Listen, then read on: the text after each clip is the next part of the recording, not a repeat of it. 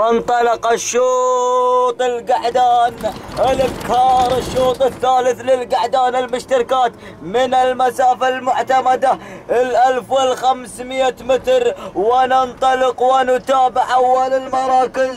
نتابع حرب شعار أحمد بن حامد الحربي، واللي غير قادم مهاجم عثمان بن حسن، ولكن أيضا قادم رعد وغنايم بن غانم الجهني قادم برعد سلالة رعد. ورابع المراكز قادم شعار شاهين مع فرحان بن مهنا الجهني. وهذا النداء، ولكن نعود مع المقدمة، نعود مع الصدارة. نتابع شعار رعد وغنايم بن غانم الجهني يقدم رعد. وثاني المراكز ايضا قادم مهاجم عثمان بن حسن. وثالث المراكز يا بوي حذرتكم من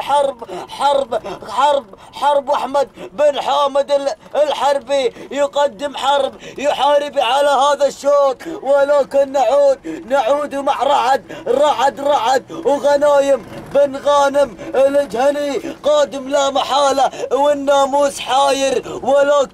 ولكن مهاجم وعثمان بن حسن. ولكن رعد يا رعد مع غنايم بن غانم الجهني. الله يفعلها للمرة الثانية مع رعد يا رعد. الله يا غنايم يا بن غانم يا الجهني. الله.